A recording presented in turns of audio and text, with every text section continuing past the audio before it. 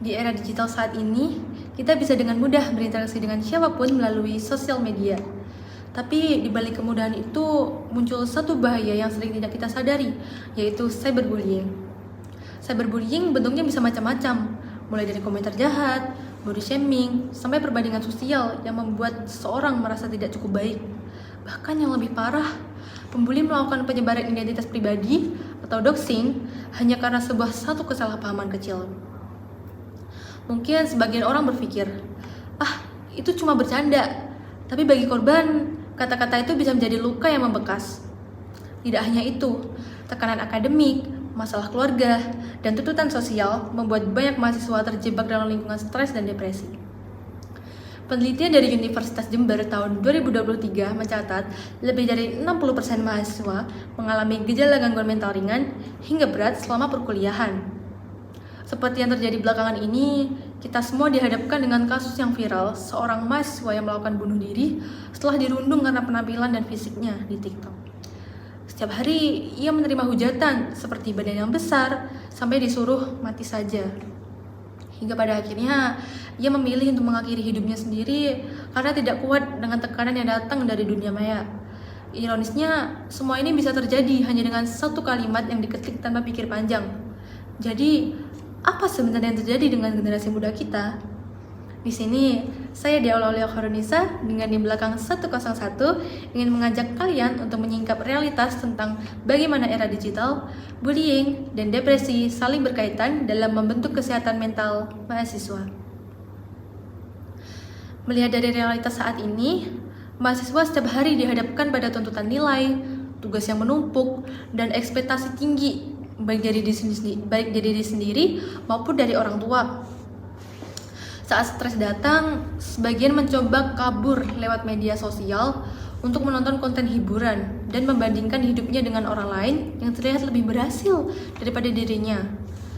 Tapi anehnya, semakin sering kita scrolling, semakin dalam pula perasaan kosong itu tumbuh. Dalam kondisi seperti ini, kita membutuhkan seseorang untuk bisa mengerti keadaan mahasiswa. Sayangnya, tidak semua orang punya lingkungan yang mendukung. Banyak mahasiswa yang datang dari kehidupan yang banyak masalah. Ada yang mengalami broken home, tekanan ekonomi, atau kurangnya perhatian dari orang tua. Keluarga seharusnya menjadi tempat yang paling aman untuk pulang. Namun, bagi sebagian orang, keluarga justru menjadi sumber stres yang paling besar. Akibatnya, banyak mahasiswa yang kehilangan arah, sulit fokus belajar, bahkan mencari pelarian di media sosial hanya untuk merasa dianggap ada. Terkadang, seseorang tidak butuh solusi yang rumit. Ia hanya butuh seseorang yang mampu benar-benar mendengarkan tanpa menghakimi. Maka dari itu, penting bagi kita untuk mulai menumbuhkan empati agar berhenti menilai dan mulai mendengarkan. Dan disinilah tujuan SDGs poin ketiga, yaitu good health and well-being menjadi sangat penting saat ini. Kesehatan bukan hanya tentang tubuh yang kuat, tapi juga pikirannya tenang dan hati yang damai. Sebab semua ini adalah bagian penting dari kesejahteraan manusia seutuhnya. Lalu, apa yang bisa kita lakukan? Yang pertama, sadari dan kenali emosi kita sendiri.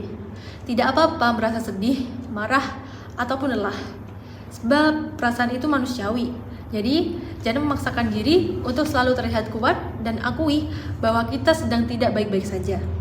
Yang kedua, bangun lingkungan yang aman mulai dari diri sendiri. Hentikan kebiasaan memberi dan melihat komentar negatif di media sosial, karena satu kata yang kita tulis bisa berdampak besar pada seseorang yang sedang rapuh. Yang ketiga, jangan ragu mencari bantuan dari ahli profesional. Jika kalian merasa tertekan, hubungi layanan konseling kampus atau psikiater. Itu bukan berarti tanda kita lemah, tapi sebagai bukti bahwa kita peduli pada diri sendiri. Dan terakhir, cari dukungan dari orang-orang terdekat di sekitar kita, seperti teman, keluarga, dan orang-orang suportif di luar sana.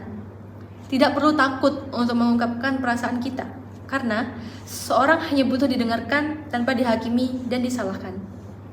Sebagai penutup, era digital tidak hanya tentang koneksi dengan orang lain, tetapi juga tentang bagaimana kita saling melengkapi, menjaga kesehatan, dan menjaga mental.